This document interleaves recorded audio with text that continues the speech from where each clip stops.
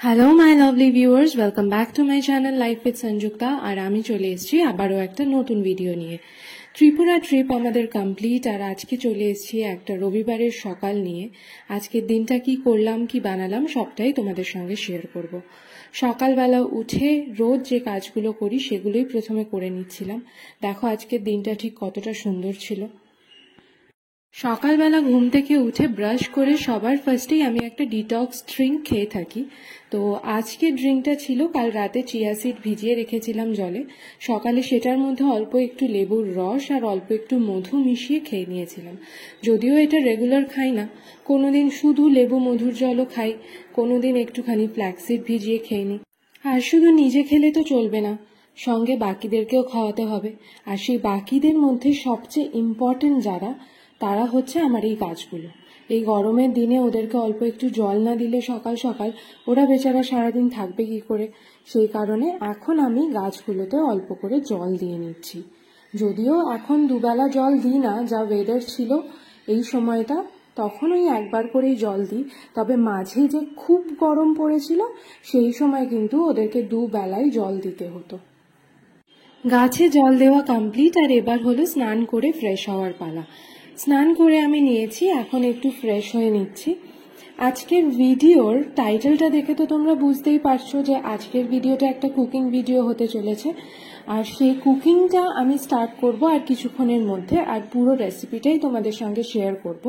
রেসিপিটা দেখার জন্য কিন্তু আমার সঙ্গে থাকতে হবে ভিডিওটার একদম। রান্না করার আগে আমি স্নান করে রেডি হয়ে সবার আগে পুজোটা দিয়ে নিই, তাতে একটু তাড়াতাড়ি পুজোটাও দেওয়া হয়ে যায় আর সকাল সকাল বেশ একটা ভালো ফ্রেশ ফিলিংও আসে।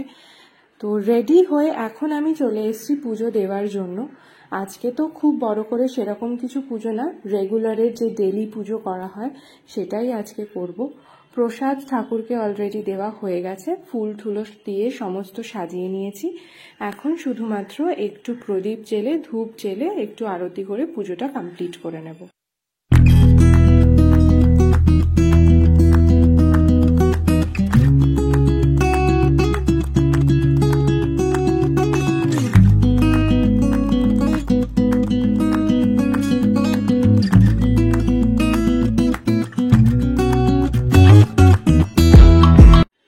পুজো দেওয়া কমপ্লিট, এবার চলো রান্না বান্নার পালা। আজকে ছিল একটা সানডে সকাল, আর সেই কারণে এটা হলো সানডে স্পেশাল চিকেন।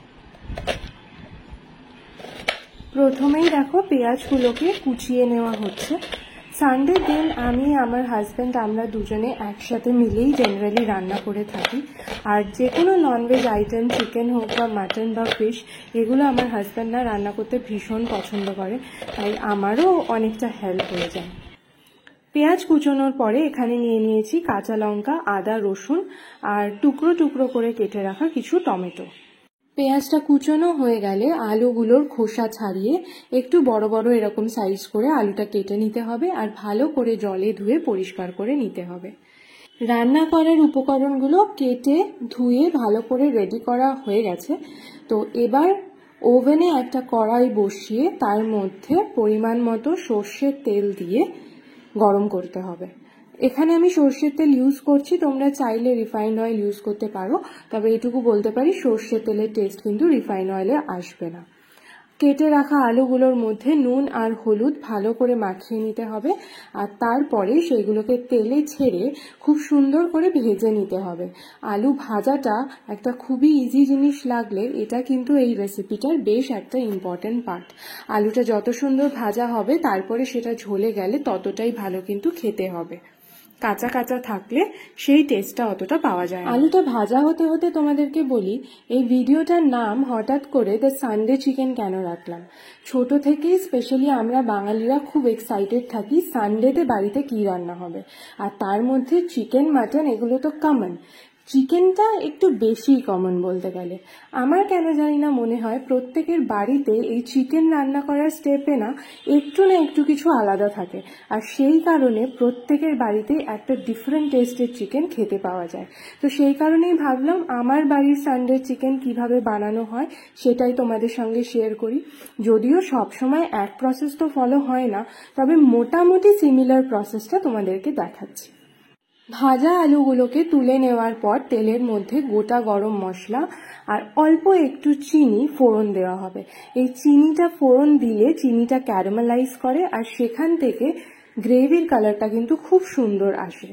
তেলটা একটু গরম হয়ে গেলে আর চিনিটা অল্প গলে আসলে এর মধ্যে কুচনো পেঁয়াজগুলো দিতে হবে এবং কুচনো পেঁয়াজ দেওয়ার পরে কিন্তু এটাকে ভীষণ ভালো করে ভাজতে হবে। পেঁয়াজটাকে ততক্ষণ ভাজতে হবে যতক্ষণ না হালকা বাদামি রং চলে আসছে। আর পেঁয়াজটা ভাজতে ভাজতে এবার চলো বাকি মশলাগুলো একটু রেডি করে নিই।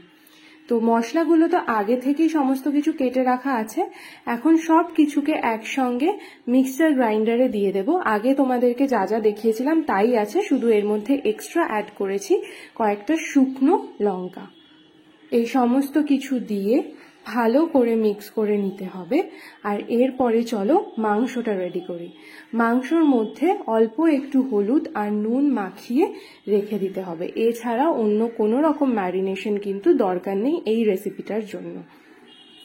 অনেক সময় আবার এই চিকেনে নুন হলুদ মাখিয়ে ভেজেও আমরা রান্না করে থাকি এবং সেটা কিন্তু খেতে খুবই ভালো হয়।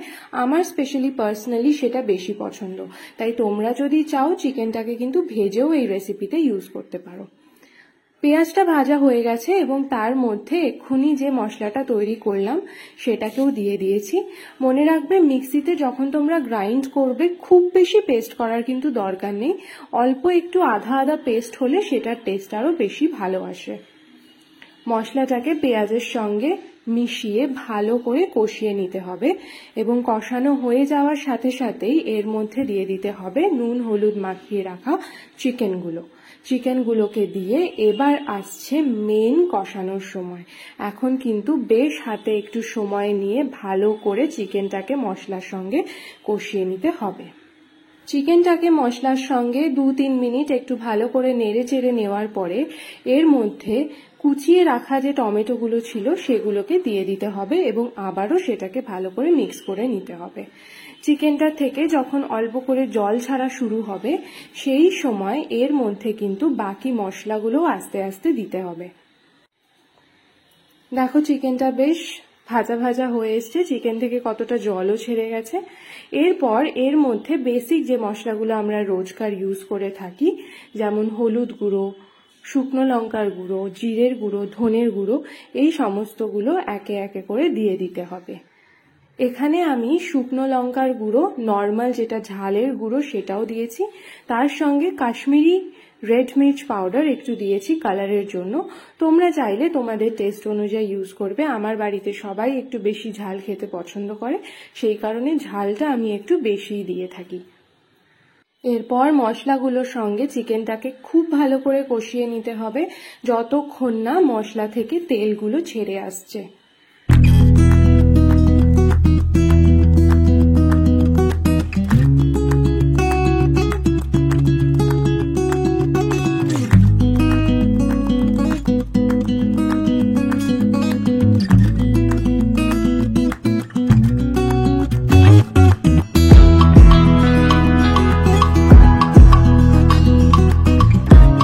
চিকেনটাকে বেশ কিছুক্ষণ রান্না করার পরে একটি পাত্রে টক দই নিয়ে তার মধ্যে অল্প একটু নুন দিয়ে ভালো করে ফেটিয়ে নিতে হবে আর তারপরে সেটা চিকেনের মধ্যে মিশিয়ে দিতে হবে যখন চিকেন থেকে তেলটা ছেড়ে আসবে। টক দই দেওয়ার পরে এটাকে আবারও ভালো করে মিক্স করে যে ভেজে রাখা আলুগুলো ছিল সেগুলো দিয়ে দিতে হবে চিকেনের মধ্যে এবং সেটাকেও ভালো করে মিক্স করে নিতে হবে। টক দই দেওয়ার পরে চিকেনটাকে বেশি কষাবে না, তাতে চিকেন একটু তেতো তেতো টেস্ট হয়ে যেতে পারে। আলুগুলো মিক্স করে নেওয়ার পরে একটি পাত্রে জল নিয়ে তার মধ্যে সামান্য একটু নুন দিয়ে কিছুক্ষণের জন্য গরম করে নিতে হবে আর এরপরে সেই গরম জলটাই চিকেনের মধ্যে আমরা ঢেলে দেব। চিকেন আলু এগুলো সমস্তটাই যখন একটু সেদ্ধ হয়ে আসবে তারপরে বুঝে নিতে হবে চিকেন আমাদের রেডি এবং রেডি টু সার্ভ। তো আজকে আমার বাড়ির সানডে চিকেন তোমাদের কেমন লাগলো তোমরা কিন্তু অবশ্যই আমাকে কমেন্ট করে জানিও আর ভিডিওটা ভালো লেগে থাকলে লাইক এন্ড শেয়ার করতে কিন্তু একদমই ভুলো না। লাঞ্চ আমাদের রেডি অ্যান্ড সার্ভড। আজকের ভিডিওটা এখানেই শেষ করছি। দেখা হবে তোমাদের সঙ্গে পরবর্তী ভিডিওতে, যেগুলো কিন্তু আরো কিছু এক্সাইটিং ট্যুর ভিডিও রয়েছে, সেই কারণে চ্যানেলটাকে কিন্তু অবশ্যই সাবস্ক্রাইব করে দিও। Bye bye.